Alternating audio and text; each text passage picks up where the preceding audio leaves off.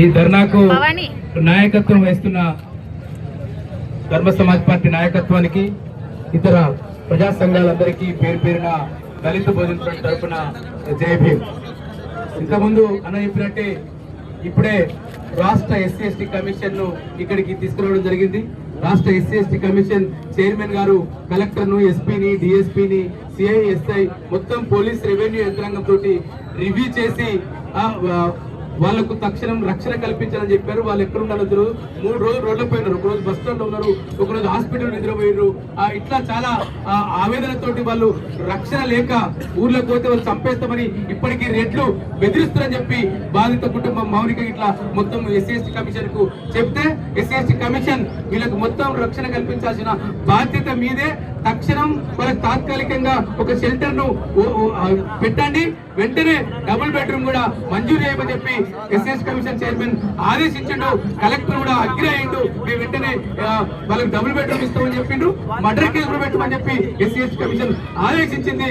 Post mortem report ఇంకొక 2-3 రోజులు వస్తుంది, వచ్చిన తర్వాత చేస్తామని చెప్పి ఆ ఎస్పీ గారు హామీ ఇచ్చారు. మేము ఒకటే చెప్తా ఉన్నాం, ఇక్కడ పోలీస్ యంత్రాంగానికి ఒక పసి పాప 2 నెలల పసిగుడ్డు చనిపోతే ఇంకా మీకు పోస్ట్ మార్టం నివేదిక ఏం అవసరం వచ్చింది? మీకు ఫస్ట్ నువ్వు సెక్షన్ మొత్తం ఎఫ్ఐఆర్ ను ఆర్డర్ చేసి అత్యాచారం కింద కేసును మార్చి నిందితులందరినీ అరెస్ట్ చేయమని చెప్పి మేము దళిత భోజన తరఫున డిమాండ్ చేస్తా ఉన్నాం. మీ న్యాయ పోరాటానికి మేము హైదరాబాద్ స్థాయిలో కూడా రాష్ట్ర ఎస్సీ కమిషన్ కు నోటీస్ తీసుకుపోయాం. అదేవిధంగా నిన్న ధర్మ సమాజ్ పార్టీ బృందం కూడా ఎస్సీ కమిషన్ ను కలిసింది.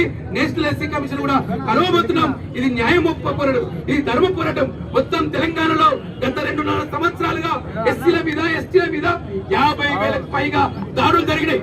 కాబట్టి ఇవాళ ఈ పసి పాప ఎవరైతే చనిపోయారో ఆ సాక్షిగా ఇవాళ ఎస్సీలు, ఎస్టీలు, బీసీలు అందరం ఒక్కటై ఒక న్యాయం కోసం, జస్టిస్ కోసం, రాజ్యాంగ హక్కుల పరిరక్షణ కోసం ఉద్యమించాలని చెప్పి చెప్తారు. అదేవిధంగా ప్రభుత్వానికి చట్ట ప్రకారం ఎస్సీ ఎస్టీ యాక్ట్ చట్టం కేసు పెట్టారు. చట్ట ప్రకారం 8,25,000 నష్టపరిహారాన్ని చట్టం చెప్తుంది. చట్ట ప్రకారం ఇవ్వాలని చెప్పి డిమాండ్ చేశాం. కలెక్టర్ గారు నా చేతిలో డబ్బులు లేవు అని చెప్పి చేతులు ఎత్తేసి 1 లక్ష రూపాయల చెక్ ఇప్పుడు ఇచ్చాడు. ఎస్సీ ఎస్టీ కమిషన్ చైర్మన్ గారి చేతులు ఇప్పించాడు.